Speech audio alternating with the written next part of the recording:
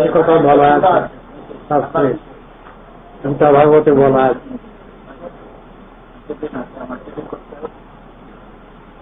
আত্ম সম্পর্কে আত্মীয়, যদি এই বিচার করা যায় গীতা ভাগবতের বিচার, তাহলে আমরা সবাই পরস্পর আত্মীয়, কুটুম্ব, এই সম্পর্কেই সম্পর্কিত। এর তো বলা আছে প্রত্যেকটা শব্দের অর্থ আলাদা আলাদা।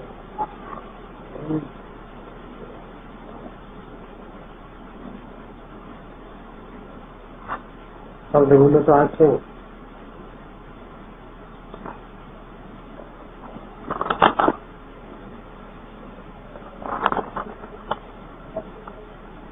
বন্ধু শব্দ আছে, শরীর শব্দ আছে, আত্মীয় শব্দ আছে, কুটুম্ব শব্দ আছে।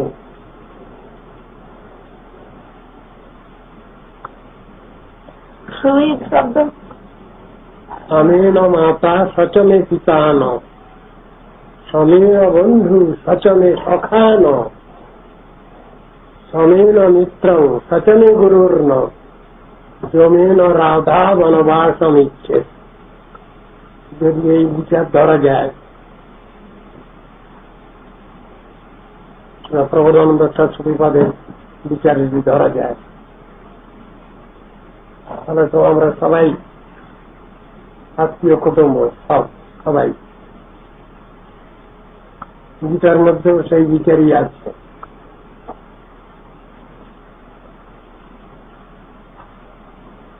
বাসুদেব সর্বমিতি সমহাত্মা সুদুর্লভ, গীতার মধ্যে রয়েছে।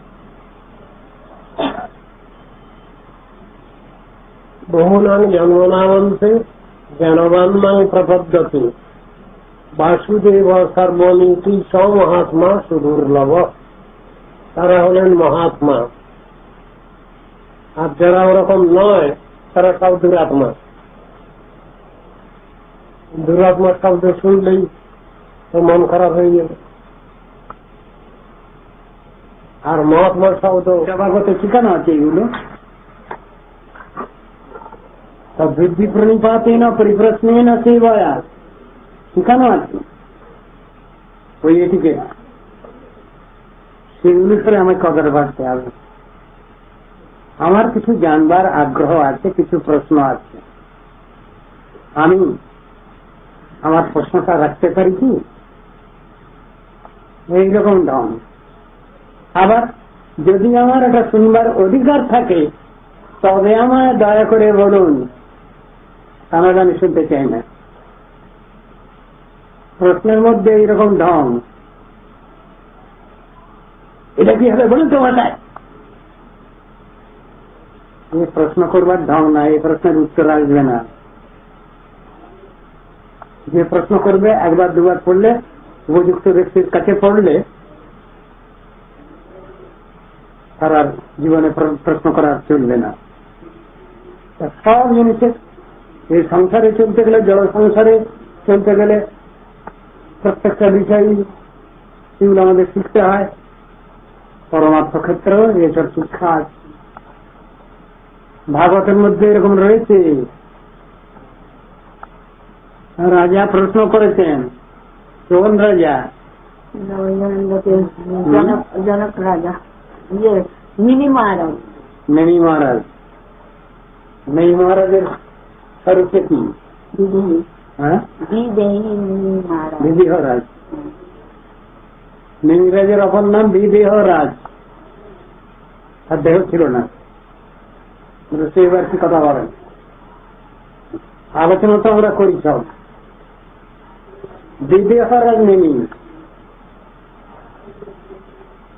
অথচ তিনি সব কাজ করে যাচ্ছেন, রাজত্ব চালিয়ে যাচ্ছেন, সব কর্তব্য কর্ম করে যাচ্ছেন, কিন্তু বিদেহ।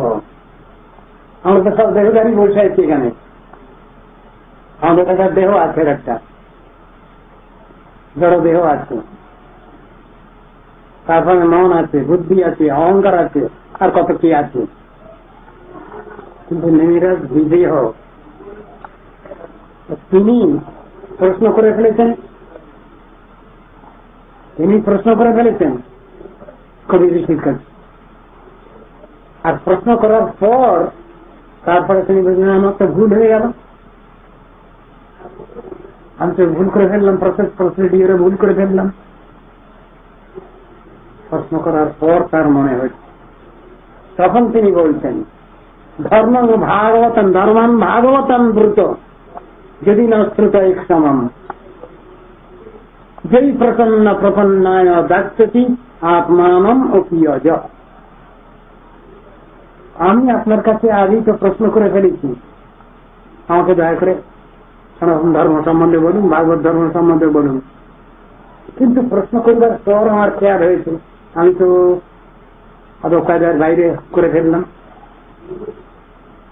সেই ভুল সংশোধন করছেন, সেটা ক্ষমা চাইছেন। আমি যে আপনার কাছে প্রশ্ন করেছি ভাগবত ধর্ম সম্বন্ধে জানবো, ধর্মান ভাগবতামৃত, এটা বলুন আমাকে। এখন আমি সংশোধন করে নিয়ে বলছি যদি না শ্রুতায় সমম, আমি যদি এই প্রশ্নের উত্তর শুনবার অধিকার হয়ে থাকে আমার, তাহলে দয়া করে বলবেন। কিছু প্রশ্ন করবার ঢং আদব কায়দা এগুলো আছে। আমি প্রশ্ন করলাম বললেই হবে না, তার ভিতরে অনেক কিছু আছে তার ঠিকানে। জয়ী প্রসন্ন প্রপন্নায় দাস্যতি আত্মানাম অপি অজ, অজ ভগবান যে বিষয়ে অত্যন্ত ওয়াকিবহাল, ভীষণ প্রসন্ন, যেমন প্রশ্ন করলে তিনি সন্তুষ্ট হন, খুশি হন।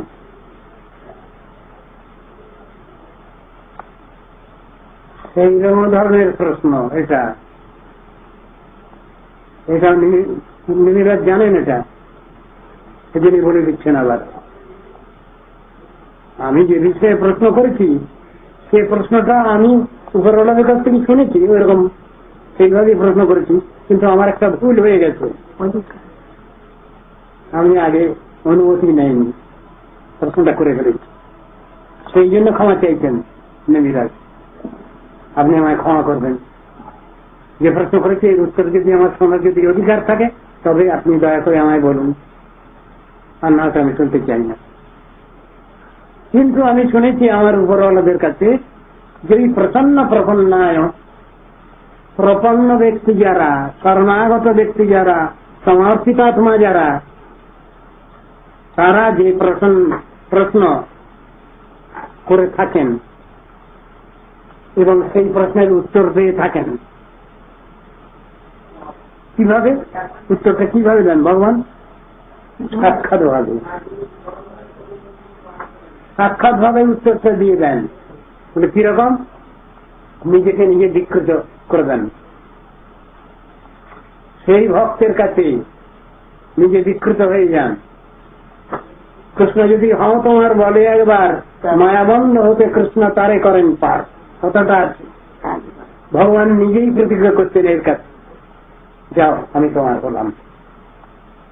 কি ভীষণ ব্যাপার! ভগবান এরকম কথা বলে দেন? হ্যাঁ বলেন, উপযুক্ত ব্যক্তি দেখলে তাকে বলে দেন, তোমার সব দায়িত্ব আমার, যাও, কোন চিন্তা নেই। সদ্গত চিত্ত, সমর্পিতাত্মা, সেই কথা তো বলছেন। যে ভাব থাকলে, যে ভাব দেখলে ভগবান ভক্তের কাছে আত্মবিকৃত হয়ে যান, যে প্রসন্নায় দ্রষ্টতি আত্মানম অপি অজ, অজ ভগবান, জন্মরহিত ভগবান, যার প্রাকৃতিক জন্ম মৃত্যু নাই, সেই ভগবান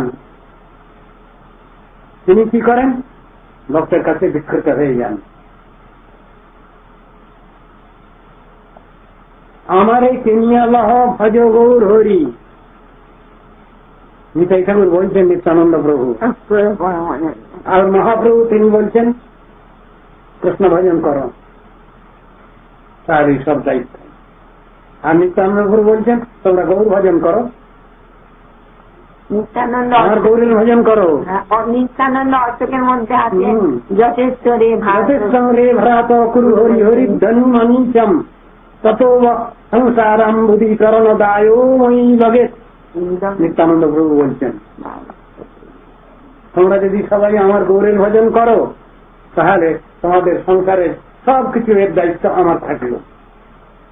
নিতাই ঠাকুর বলছেন দুবাহু তুলে যথেষ্ট রে ভ্রাত কুরু হরি হরি ধন্য নিচম তত সংসারাম বুদ্ধিকরণ দায় মই লগে। তোমাদের সব দায়িত্ব আমার। আর গৌর এরকম কথা বলেছেন তোমরা সবাই কৃষ্ণ ভজন করো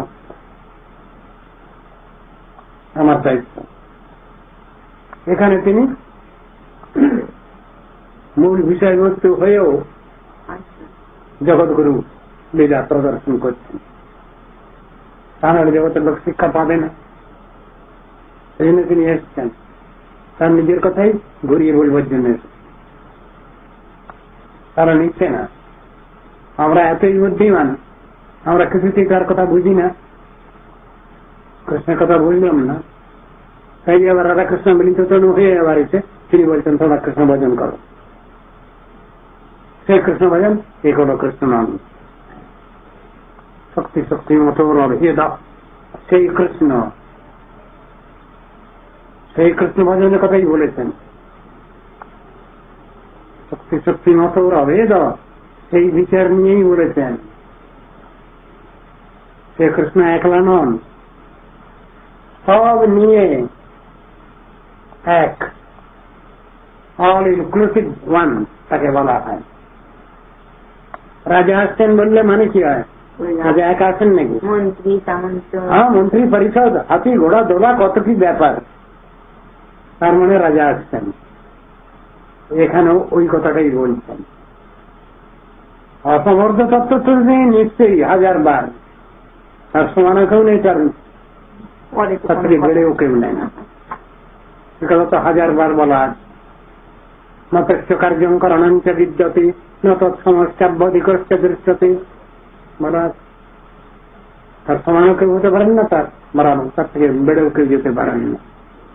অবাংমানস গোচর তত্ত্ব, আমাদের যে বাক্যমন তার অগোচর তিনি, অথচ তারই অনুসন্ধান দরকার আমাদের।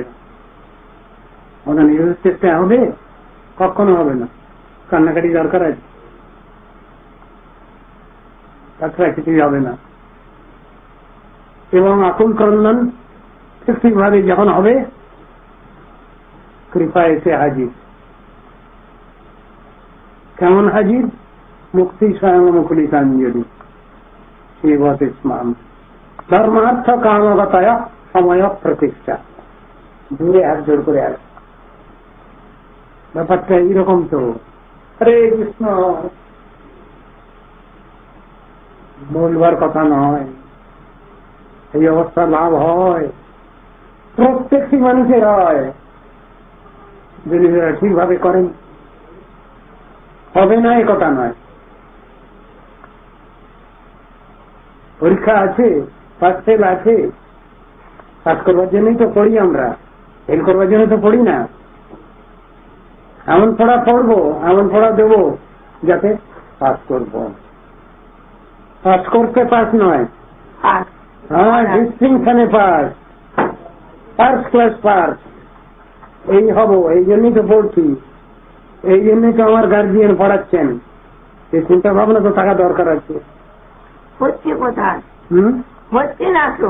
হচ্ছে তো তোমার, হচ্ছে বলেই তো অনুভব হচ্ছে বলেই তো বলছে। বলতে পারো তা নাহলে তো বলতে পারে না লোকে।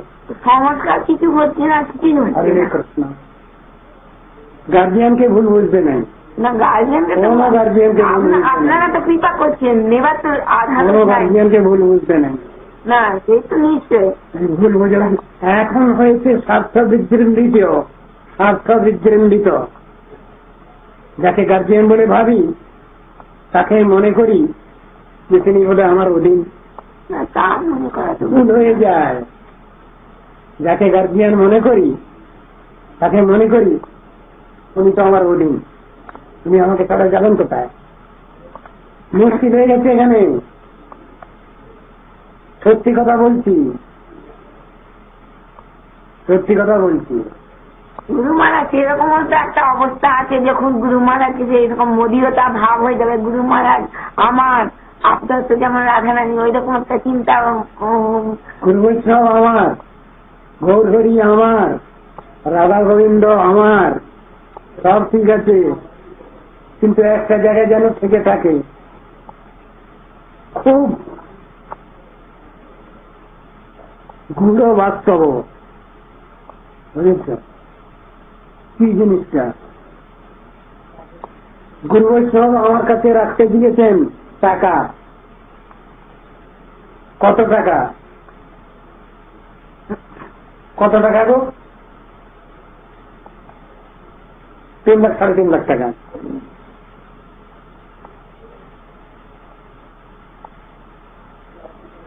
সেই টাকাটা কি আমার টাকা? তবে সেই টাকাটা দাবি হবে কেন? এটা কি আনুগত্য? এটা পয়সার আনুগত্য, গুরু বৈষ্ণবের আনুগত্য নয়। গুরু বৈষ্ণব তো রাখতে দিয়েছে তোমার কাছে, দেখো তোমার ভোগের জিনিস না, ওদিকে মঠ মিশনের সেবা হবে, সেই জন্য রাখা ওটা। তিনি মনে করলেন যে এটা তো আমারই, আমার নামে যখন রেখেছেন, আমার নামে যখন রেখেছেন তখন ওটা তো আমারই। বাহ, যার ঘুম তার ঘুমনা না মারে দই, বললেই হবে। টাকা অর্থ মঠ মিশনের, এর এক কপর দোকান আমার অধিকার নাই, ইনফ্যাক্ট রেখে দিতে হবে। হরিগুরু বৈষ্ণব সেবা হবে,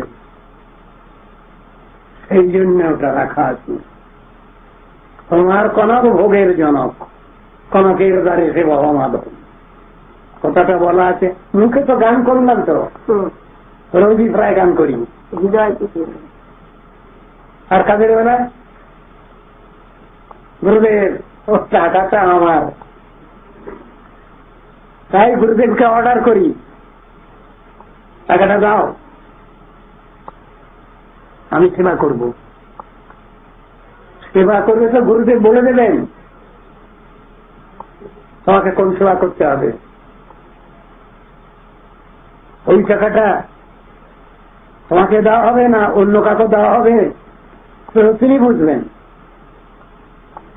তোমার কেন ওই ইচ্ছা? মুশকিল এসব পরীক্ষা, এইসব পরীক্ষা আশ্চর্য লাগে।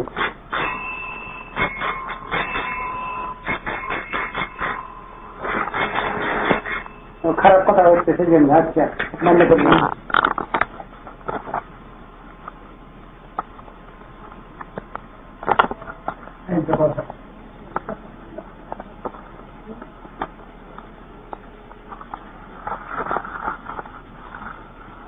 আমি যেটুকু জানি সেটুকু বললে লোকে কেউ খুশি হবে না, সেই জন্যই আমি বলি না, উপজাত হয়ে কিছু বলি না। আমি যতটুকু জানি, যতটুকু শুনেছি, ততটুকু বললে পরে লোকে আমার কথায় সন্তুষ্ট হয় না, হবে না, সেই জন্যই বলি না। এই তো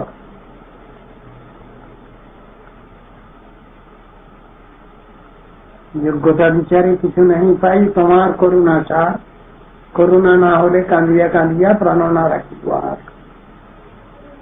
প্রাণ না রাখিব আর ওটা বলাই বাহুল্য।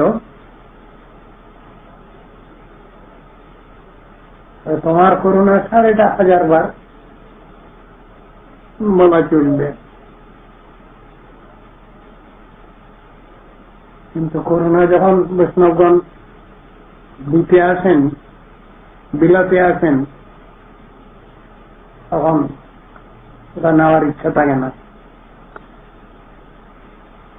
মুখে বলতে পারি 10 বার, ওতে কোনো আপত্তি নেই, বচনে একটি দরিদ্রতা।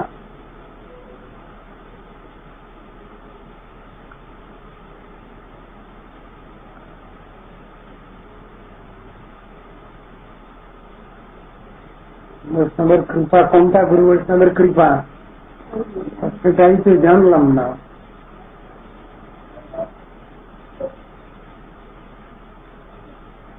গুরু বৈষ্ণব কৃপাটা কি?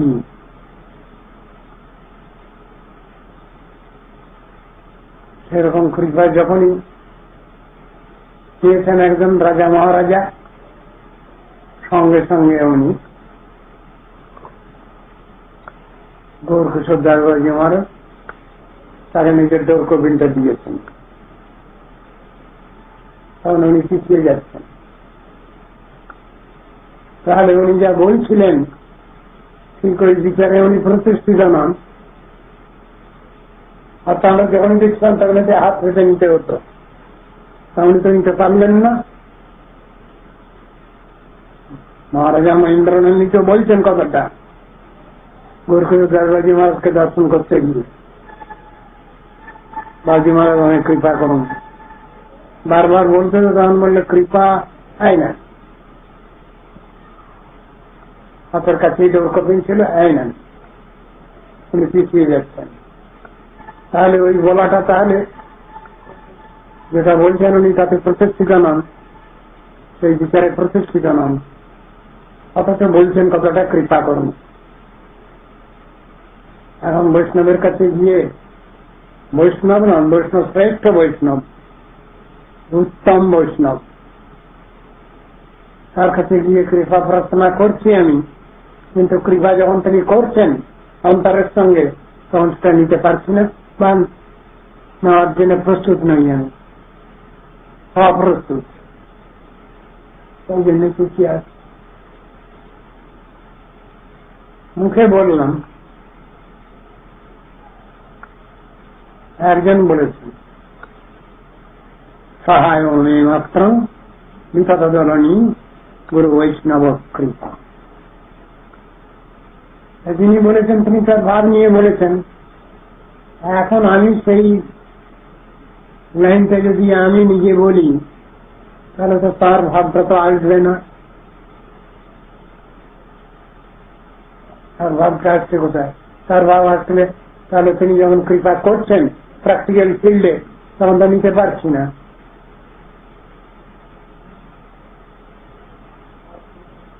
তাহলে ওইটা বলাটা ঠিক হয়নি, বলাটার মধ্যে কিছু ফাঁক আছে। তাহলে কি করা হবে?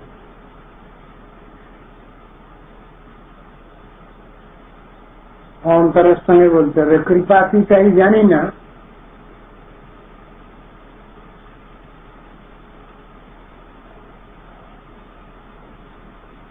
বিগত জগনী বৈষ্ণব কৃপা মানে কি? মায়া বিনাশিনী বৈষ্ণব কৃপা। আমাদের ভজন পথে যত বাধা বিঘ্ন আছে সবগুলো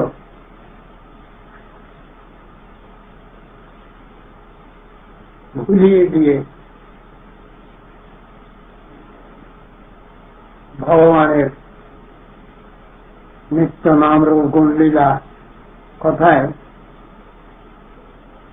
যে কথা আকর্ষণ করেন,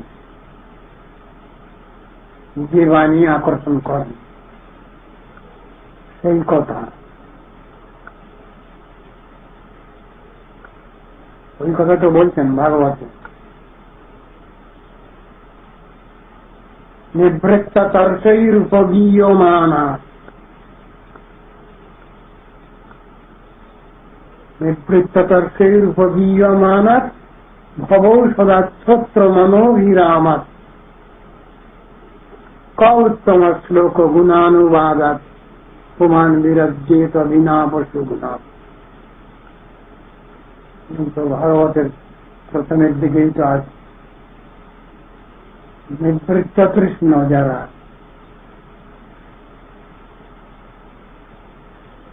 তৃষ্ণাই মিটছে না, আশা আকাঙ্ক্ষাই মিটছে না।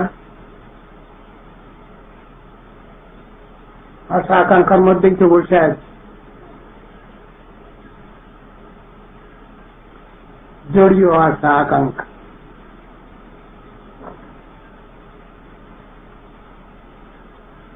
সেই আশা আকাঙ্ক্ষা নিয়ে তো বসে আছে, আর সেই আশা আকাঙ্ক্ষার মুখে ছাই দিতে বলছেন। শাস্ত্রে বলা আছে, আশার মুখে ছাই রে, নিরাশ তো চুপ রে বলছেন।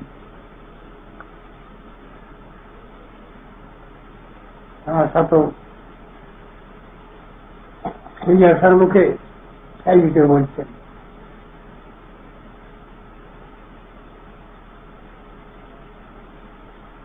যে আশা মানুষকে সঞ্জীবিত করে পার্থিব জগতে, জড় জগতে, সে আশা দিয়ে কি হবে? যে আশা সেবা সূক্ষ্ম লাভ আশা, সেই আশা তো দরকার। গুরু বৈষ্ণব সেই আশা নিয়েই বসে থাকেন। উপরওয়ালার আশা,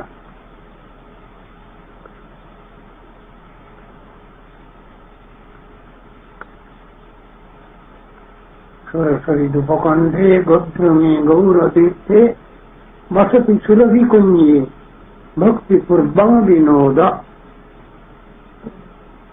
কি যুগলচরণ সেবা সূক্ষ্ম লাভাশয়াসু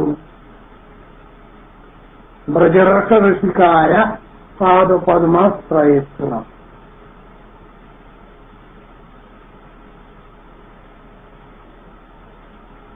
ব্রজরস রসিক,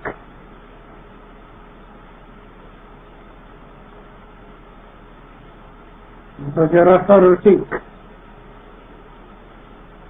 তাদের লক্ষণ কি, তাদের অবস্থাটা কি?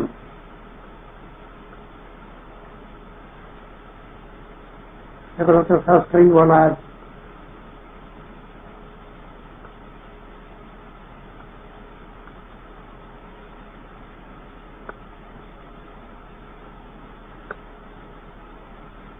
কার উদাহরণ নেব?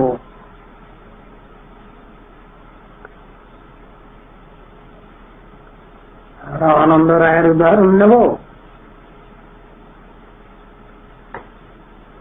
না পণ্ডরী বিদ্যানিধির উদাহরণ নেব না স্বরূপ দামোদর প্রভুর উদাহরণ নেব?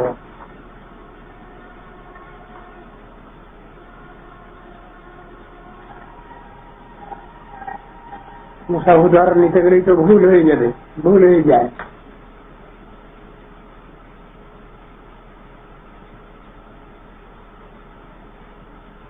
বাহ্যটা যদি দেখি তাহলে তো আর কিছুই হলো না।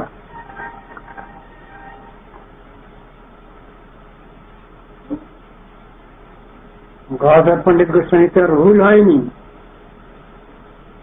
ভুলের ভান করেছেন।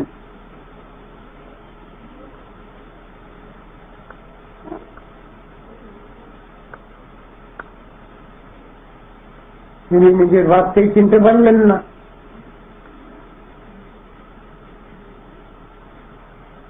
এই নাকি বৈষ্ণব,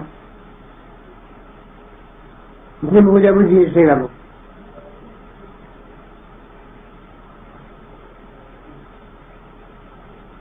তত্ত্বদর্শী হলে ভুল বুঝাবুঝির কোন ক্ষেত্র নাই। তত্ত্বদর্শী না হলেই তো বিপদ পদে পদে।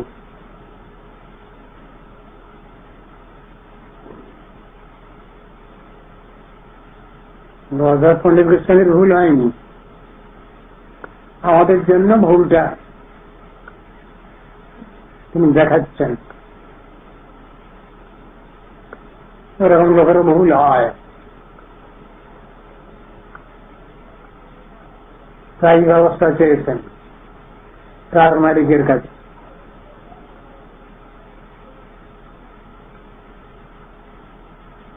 ব্যবস্থা পেয়েছেন সেখানে।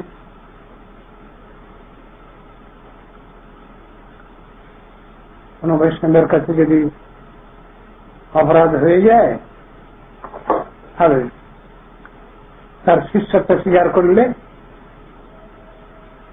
তাহলে ওটা কেটে যায়। সেই অনুসারেই তিনি তার আশ্রয় গ্রহণ করেছেন।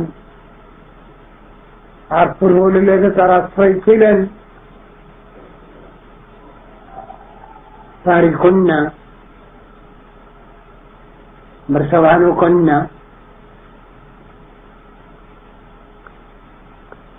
সে তো অনেক উপরের জিনিস,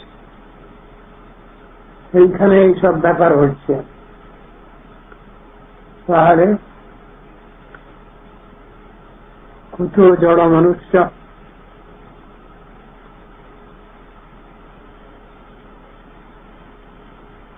आदर्श कार नव आदर्श सनातन आदर्श नीचे आए रघुनाथ दार्शनिक यदि अनुगत्य नीचे आए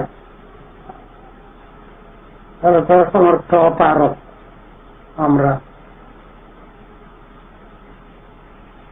तो स्वभावत ही उन्नत अधिकार चाहिए चाहिए, কিন্তু কোনটা উন্নত অধিকার কোনটা নিম্ন অধিকার সেটা তো বোঝা যায় না। উন্নত অধিকারী ব্যক্তি নিম্নাধিকারীর জন্য অনেক সময় ওই রকম ধরনের ভান করেন। কোন কোন ক্ষেত্রে পোস্ট গ্রাজুয়েট মা বাপ তার ছেলেকে তো পড়াতেই পারেন, দরকার হলে অকক তাকে পড়াতে পারেন, শিখাতে পারেন। আছে কথা।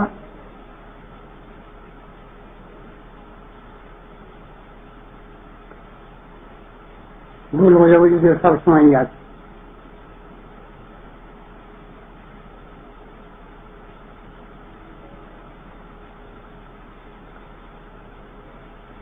অধিকার বিচার পৃথক এবং অধিকার বিচার নিজের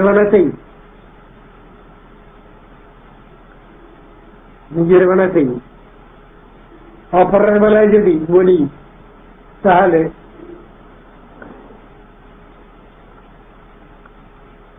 আমি শিক্ষক এমন অভিমান হয়ে যায়, আমি উপদেষ্টা এমন মনে হয়, আমি উপদেশক, আমি মহোপদেশক, আমি মহামহোপদেশক এমন অর্থ হয়ে যায়।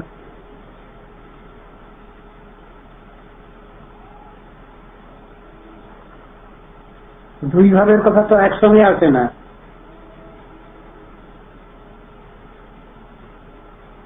যখন আমি অনধিকারী তখন আমার কথা একরকম, আবার যখন আমি অধিকারী তখন একরকম কথা। আবার সমস্ত অধিকারের উপরে যেমন ভাবা উচিত নয়, কোন অধিকারীকে ভাবা উচিত নয়, এটা তাদের স্বাভাবিক ভাবটাই আমরা লক্ষ্য করি। শাসনের মধ্যেই যে স্নেহ আছে, সোহাগ আছে, বুঝতে পারি না, কিন্তু বিষয়টা তো আছে।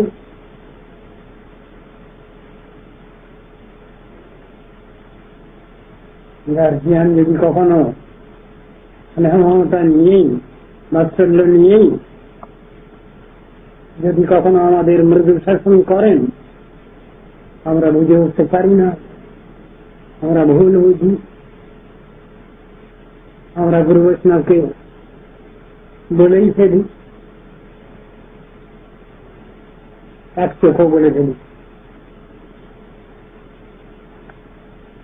গুরু বৈষ্ণবের কখনো এক চোখও নন, তাদের তো স্নেহ মমতা জগতের প্রতি মঙ্গল চিন্তা সবটাই সমান ভাবেই আছে, একটু কম নেই। বদ্ধজীব তুলবোধ, অতাত্ত্বিক ব্যক্তি তত্ত্ব দর্শন ঠিক মতো বোঝে না। ঠিক মতো বোঝে না মানে কি, তার অনুভবের বিষয় হয় না, তার বাস্তব অনুভূতি নাই বলেই বোঝে না। সরকার মধ্যেই তো ভগবত কৃপা। সহায়মেমাত্র বিতরণী বৈষ্ণব কৃপা যিনি বলছেন তিনি তো নিত্যসিদ্ধ মহাত্মা। তিনি একথা কেন বলছেন, তিনি একথা কেন বলতে যাচ্ছেন? বিষের অন্ন খাইলে মলিন হয় মন, মলিন মন হইলে নয় কৃষ্ণের স্মরণ। এসব কথাগুলো বলতে যাচ্ছেন কেন?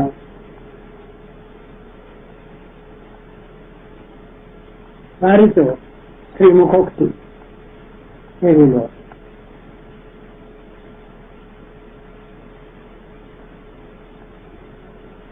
এইগুলোতে শিক্ষা আছে, আমরা কি করব?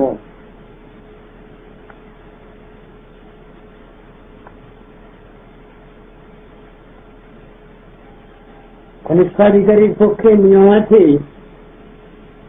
শুদ্ধ সাত্বিক বস্তু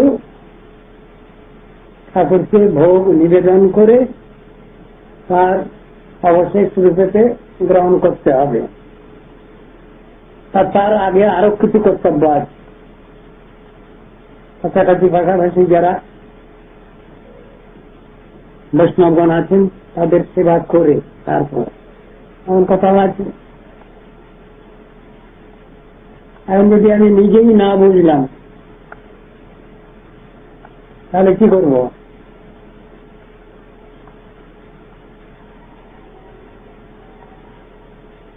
শাস্ত্র নির্দেশ আছে,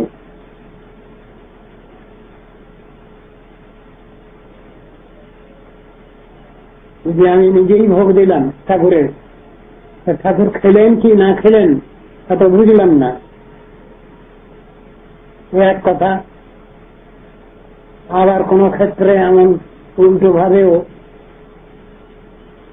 অনেকে মনে করতে পারেন কোন একজন উন্নতাধিকারী বৈষ্ণব তিনি একজনের ভোগ দেওয়া প্রসাদ গ্রহণ করেননি। উদাহরণ আছে, তখন যদি আমি বলি ওর মহাপ্রসাদের যদি অবজ্ঞা হয়েছে বা উনি মহাপ্রসাদকে উল্লঙ্ঘন করলেন, অশ্রদ্ধা করলেন, তাহলে কি বলা হবে?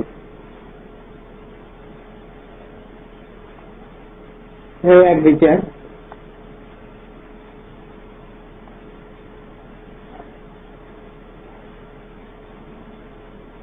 মহাপ্রসাদে কোন স্পর্শ দোষ নাই। মহাপ্রসাদ শুকনো হোক, পরিদূষিত হোক, বাসি হোক, সবসময় চিন্ময় বস্তু,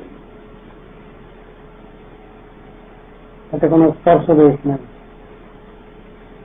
শুষ্কং পরিদূষিতম বাপি নিতং বা দুরদেশত সপ্তমন্নং দ্রুতং শিষ্যই ভোক্তব্যম হরিরব্রবীত বলছেন, ভগবান বলছেন।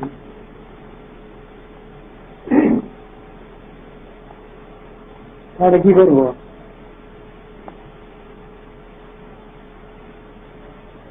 মহাপ্রসাদকে অবজ্ঞা করা তো মহা অপরাধ।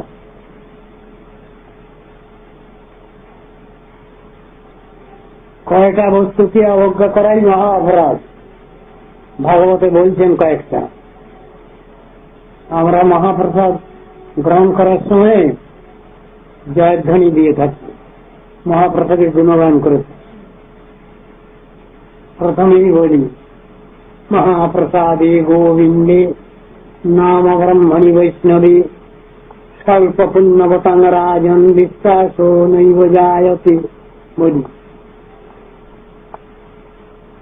মহাপ্রসাদে শ্রী গোবিন্দে नाम ब्रह्मे वैष्णवी অল্প পুণ্যবান ব্যক্তি লোকে বিশ্বাস হয় না, ভুল করে ফেলে। কেন? মহাপ্রসাদ চিন্ময় বস্তু, এসব চিন্ময় বস্তু, দেখতে ডাল ভাতের মতো। জগন্নাথ দেবের প্রসাদ, ডালটা খুব ভালো, আমার রসনে খুব ভালো লেগেছে। আমি যদি মহাপ্রসাদ পাই তাহলে তো কোনো কথা নাই, কিন্তু জড় চিন্তা বিশিষ্ট তো আমি, সেই জন্যই ডালটা খুব ভালো হয়েছে। তা অন্যটা ভালো হয়নি, অন্য সবজি সবজি সব ভালো হয়নি, বেসর মোহরও ভালো হয়নি, ভালো হয়নি। ঠাকুর খুব ভালো আস্বাদন করেছেন। এই কথাটা কিন্তু উত্তমাধিকারীর কথা। এখন আমি কনিষ্ঠ অধিকারী, আমি যদি নকল করে বলি ওই কথাটা, তাহলে তো ঠিক হবে না। তাহলে উত্তমাধিকারীর কথাটা নকল করা হলো, অনুকরণ করা হলো। অনুসরণ তো হতে পারে না, ওই অবস্থায় অনুকরণই হয়ে যায়। তাহলে কি করব? শুষ্কং পরিদূষিতং বাতি নিতং বা দুরদেই শত। শুষ্ক হোক বাসি হোক, দূরদেশ থেকে আসুক, তাতে কোন স্পর্শ দোষ নাই। কি ব্যাপার? কুকুরস্য মুখাদ ভ্রষ্টম তদন্নং পদতে যদি ব্রাহ্মণে নাতি বক্তব্য, এই কথা বলা আছে সে বিশ্বাস আমার। মহাভারতের কোন ছুট মার্গ নাই।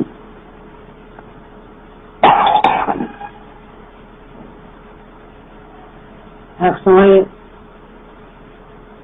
জগন্নাথ মন্দিরেতে যেখানে ভোগঘর রান্না হয়, এইখানে কিছু বাইরের লোক হঠাৎ ঢুকে পড়েছিল সেই এরিয়ার মধ্যে। যত অন্য রান্না হয়েছিল সব মাটির তলে পুঁতে ফেলে দেওয়া হলো। এই কয়েক বছর আগে আমার গুরুদেবের প্রকটকালে ওই নিয়ে বাদ প্রতিবাদ করা হয়েছিল। আমাদের গৌরী পত্রিকায় গুরুদেবী প্রবন্ধ লিখেছিলেন। সেই যত অন্য সব রান্না হয়েছে সবই ঠাকুরের ভোগ লাগেনি, সব বিরাট গর্ত করে সব মাটি তুলে ফিরে ফেলে দেওয়া হলো। খবরের কাগজওয়ালারা তারা বললো ওগুলো মাটিতে ফুটে ফেলে না দিয়ে ওগুলো গরিব চক্ষুকে দিলে ভালো হতো, তাদের নিবৃত্তি হতো, উপকার হতো। তারা তো বড় বড় কথাটা পুরো মাতব্বর ব্যক্তি সব খবরের কাগজে ছাপা হয়েছে ওটা। গুরুদেব সেটা দেখলেন, দেখালাম তাকে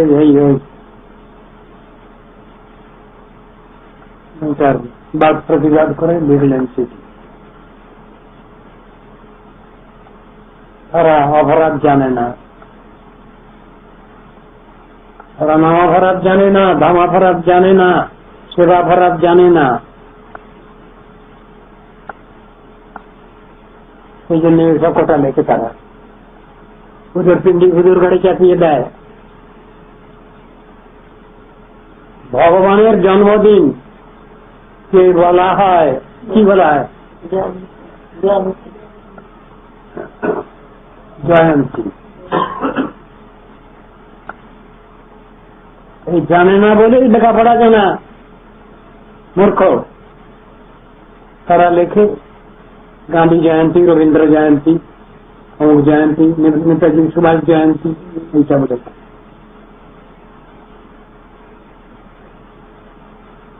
এদেরই শাস্ত্রে বলা হয়েছে এডুকেটেড স্টুপিড। লেখাপড়া জানা মূর্খ।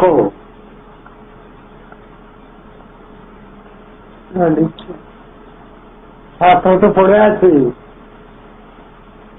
কাকে জয়ন্তী বলে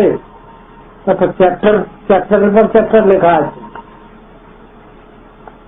কোন কোন সময় কি কি হলে জয়ন্তী যোগ হয়, কি কি হলে জয়ন্তী হয়।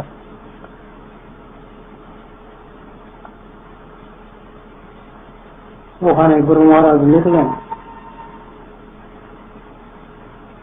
অপরাধের বিচার যেখানে আছে সেখানে ওটা সকলকে অপরাধ করার সুযোগ দিতে হবে না। প্রসাদ হয়নি তো, প্রসাদ হলে তো দেওয়া হবে। যোগে যোগী পায় যাহা, ভোগে আজ হবে তাহা। সব ভোগ হয়ে গেলে তারপর তো প্রসাদ পাওয়া। হরি হরি খাও সবে ভাই, আগেই খাবে ভোগের আগে, তাহলে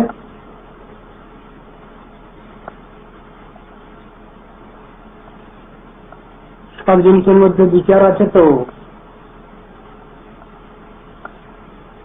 প্রসাদ দেওয়া হচ্ছে,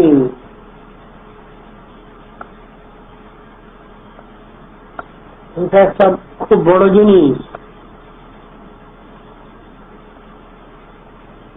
প্রসাদ দাতা, ডাল ভাত দাতা না। জগদ্ধার প্রত্যেক জন্য ডাল ভাত খাওয়ানো নয়, প্রসাদ দেওয়া। খবরে কাগজওয়ালারা লেখে মাঝে মাঝে অমুক মঠে, অমুক মন্দিরে, অমুক আশ্রমে সেখানে মৎসব হচ্ছে। মৎসব মহোৎসবকে বলে মৎসব, একটা করে। সেই গাধাগুলা লেখাপড়া শেখেনি, শাস্ত্র আলোচনা করেনি। গরু গাধা, যার গাধা শিখেছে সব গাধা, গাধা তৈরি করে দিয়েছে। জড়বিদ্যা যত মায়ার বৈভব, তোমার ভজনে বাধা। মোহজননিয়া অনিত্য সংসারে জীবকে করয়ে গাধা। গাধা তৈরি হয়েছে। উল্টো পাল্টা তারা বলবেই, উল্টো পাল্টা তারা করবেই, তাই তো হচ্ছে। কেন ওই অন্নগুলো মাটির তোলা ছুটে ফেলা হলো, এ তাদের মাথায় ঢুকবে না? এই তথাকথিত দাতারা বসে আছেন সব, তাদের মাথায় ওগুলো ঢুকবে না? মহাপ্রভুর গণের মধ্যে কেউ একজন ঠাকুরের পূজাতে একটা ডাব দিতে যাচ্ছেন, ডাবটার মুখটা কাটা হয়েছে, ধুয়ে হিসাবে একটা দেওয়ালে হাত দিয়েছেন তিনি, ওটা দেখতে পেয়েছেন আরেকজন, তাহলে ফেলে দাও, ওটা ভোগে লাগবে না। ভোগে লাগলো না, ঠাকুরকে দেওয়া হচ্ছে, যেটা মানুষের জগদ্ধার পূর্তি নয়, ঠাকুরের সেবা। তার ভিতরে নিয়ম নিষ্ঠা আছে, শুদ্ধ সদাচার আছে, সেসবগুলো জানে। আজকালকার লোক এটার বিচার আছে, সকড়ি অসকড়ির বিচার আছে। শুকনো নিয়ে যাওয়া যাবে, কিন্তু জলে ভিজিয়ে যখন দিলাম তখন সকড়ি হয়ে গেল, ওটা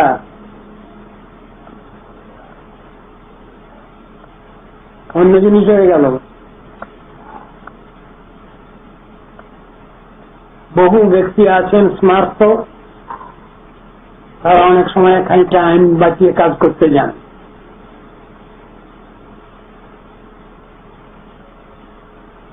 ভাতটা চাপিয়ে দাও, কোনো ব্যক্তিরা ব্যক্তি নন, ভাতটা চাপিয়ে দাও, আমি নামিয়ে নেব। যখনই ফুটে গেল চালটা তখনই হয়ে গেল, ওইটা সব জায়গায় খাওয়ানো যাবে না, এখানে ওখানে।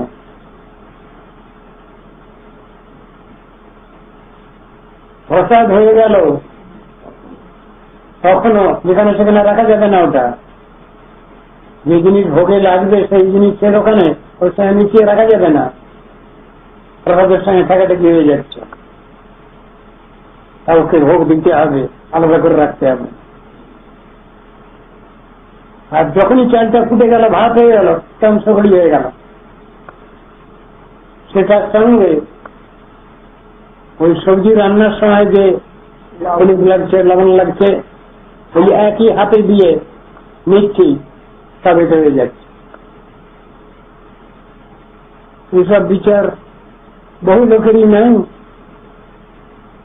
কিন্তু এগুলো তো শিখতে হবে, এগুলো তো সদাচারের মধ্যে। সব বারবার হাত ধুতে হবে, হাত মুছতে হবে, একই স্থানে সব নেওয়া চলবে না। অন্য দিনে যে লবণ যে সবজি ব্যবহার করা হয় একাদশীর দিনে সেগুলো ওইভাবে না হয়, সেগুলো সেগুলো আগেকার দিনে ব্যবহার করা ওই জিনিসগুলো না হয় না। একাদশীর দিনে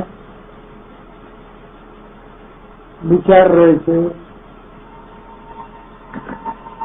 একাদশীর দিন ঠাকুর চার উপবাস করবেন না, ঠাকুরের প্রতি কামনায় আমরা তার আবির্ভাব ইত্যাদিতে উপবাস করব। একাদশী, হরিবাস, তিথি ইত্যাদিতে উপবাস করব। ঠাকুরকে উপবাস করাবো তা তো নয়, ওটা তো সেবা নয়। ঠাকুরকে তো অন্নভোগ দিতে হবে। এখন তার সঙ্গে যারা অনুকল্প করবেন তাদের সব ফল টল জাতীয় জিনিস ব্যবস্থা হয়েছে, সেগুলো কি ঠাকুরকে দেওয়া যাবে না? দিতে হবে তো। দিলে এখন ঠাকুর কি হাত ধুয়ে দিয়ে বারবার খাবেন? খাওয়ার সময়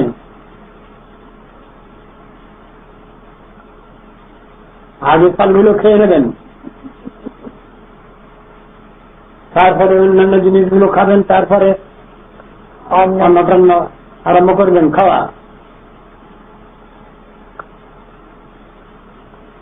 কিন্তু ভোগ তো আমরা দিয়ে দেই। বিচারটা কি ওখানে? ঠাকুর তো অন্তর্যামী, তিনি তো আশ্রিত জনপালক, তিনি তো ভক্তবৎসল। ভক্ত যেটা চাচ্ছেন সেটা ঠাকুর বোঝেন না, ঠাকুর সেরকম খাবেন। আমার ব্যবস্থাতে নষ্ট হবে না কেন? ঠাকুর খাওয়ার সময় ওই এক হাত দিয়ে নিয়েই তো খেয়েছে, ওগুলো আমি খাবো কি করে? আমি তো আজকে ফল টল খাবো, ফলমূল খাবো আমি আজকে। আর উপবাসের দিনে যে অনুকল্প, এটা তো আমার তরফের কথা, শাস্ত্রতে তো ঠিক ব্যবস্থা নাই। যদি বা কোথাও লেখা আছে অসমর্থ পক্ষে অনুকল্প ব্যবস্থা, এগুলো আমি আইন,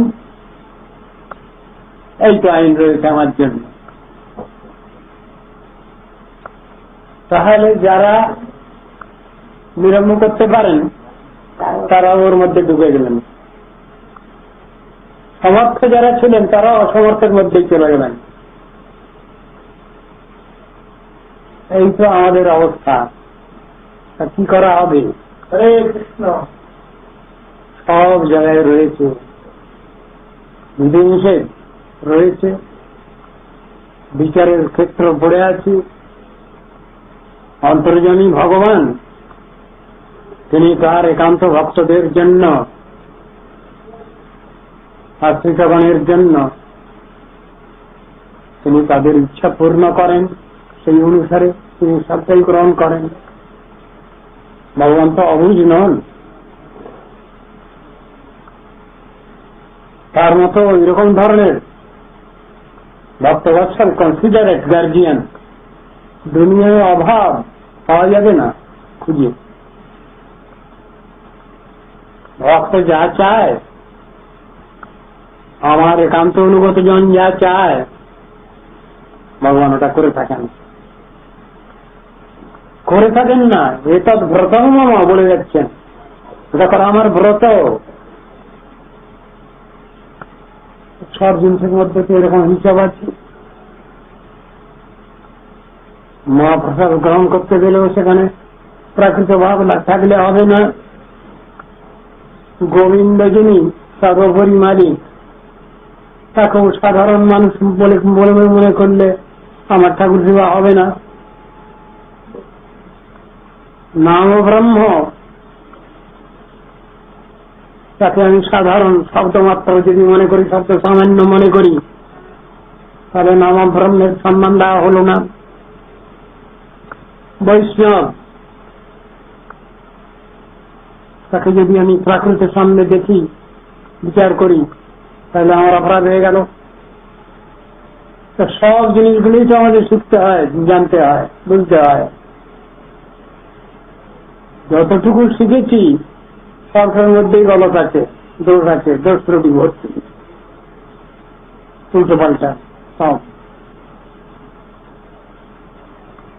সেখানে শাস্ত্র আলোচনা করতে হবে, শাস্ত্র অনুসারেই আমাদের চলতে হবে, শাস্ত্র অনুসারে সবকিছু অনুষ্ঠান করতে হবে। এসব কথাগুলো আছে শাস্ত্রে, শাস্ত্র অনুসারে। সেইটাই হল আমাদের সদাচার, সেইটাই বাস্তব সদাচার, শ্রেষ্ঠ সদাচার। শাস্ত্রে যা লেখা আছে, তাহলে আর কারো কথা মানবে না তো। কোন একজন গুরু বৈষ্ণব ব্যাখ্যা দিয়েছেন, সেখানে দেখা যাচ্ছে শাস্ত্রে এই জিনিসটা নাই,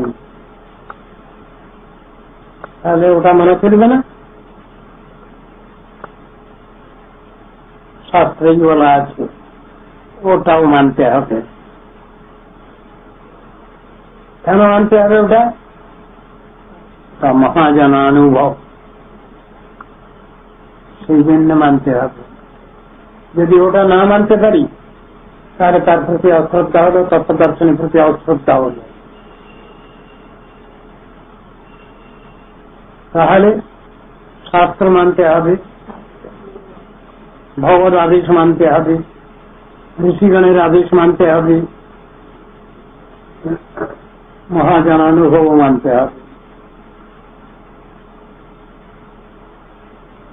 শাস্ত্র মানে শুধু 4 বেদ আর মূল রামায়ণ, মহাভারত, হর্ষিষ্য পঞ্চরাত্র, নারদ পঞ্চরাত্র, এই কখনোই শাস্ত্র নয়। যচ্চানুকূলমে তস্য তচ্চ শাস্ত্র প্রকীর্তিতম। এই মৌলিক গ্রন্থের, মৌলিক শাস্ত্রের অনুকূলে যেসব বিচার গ্রন্থ আছে, সেগুলোও শাস্ত্র।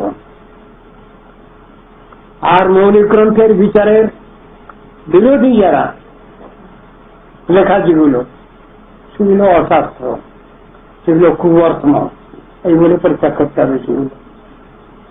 সবটার মধ্যেই তো হিসাব আছে। এই সবটাই আমাকে মানতে হবে, জানতে হবে, শিখতে হবে, বুঝতে হবে।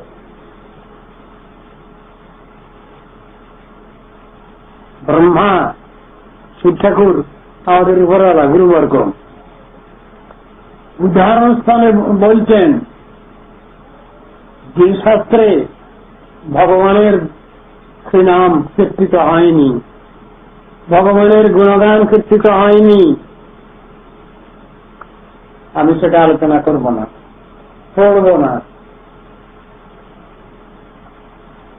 বলছেন যদি ব্রহ্মা স্বয়ং বটে, যদি শিব স্বয়ং বটে, উদাহরণ দিয়েছেন। তারা তো এরকম বলেন না, বলবেন না, তথাপি জোর দেখাবার জন্য এরকম বলেছেন। যস্মিন শাস্ত্রে পুরাণে বা হরিভক্তির না দৃশ্যতে না শ্রোতব্যম না মন্তব্যম যদি ব্রহ্মা সাংবতে।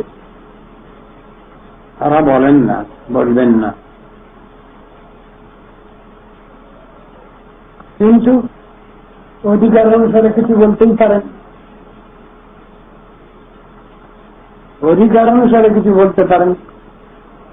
অধিকার বিচারেই ভাগ করা হয়েছে শাস্ত্রে, রাজস্বিক শাস্ত্র, তামসিক শাস্ত্র, সাত্বিক শাস্ত্র, এগুলো আছে, বলা আছে, ভাগ করে এগুলো রচনা আছে।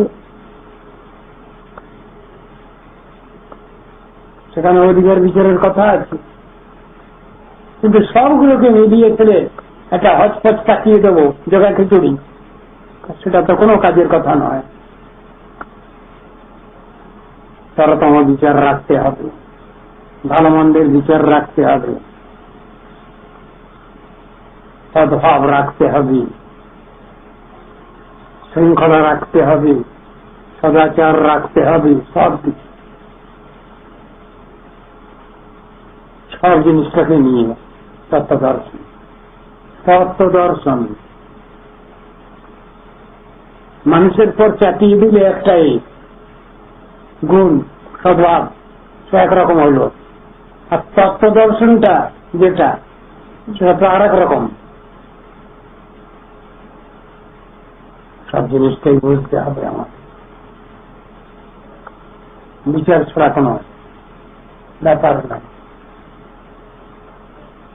সেই জন্য চন্দ্রের দয়া করহ বিচার, বিচার করিলে চিত্তে পাবে চমৎকার। সিদ্ধান্ত বলিয়া চিত্তে না করো অলস, যাহা হতে কৃষ্ণে লাগে সুদৃঢ় মানুষ। ওগুলো তো শিখতে হবে, সব সিদ্ধান্ত তত্ত্বদর্শন আমাদের শিখতে হবে, জানতে হবে, বুঝতে হবে। থাক এই পর্যন্ত।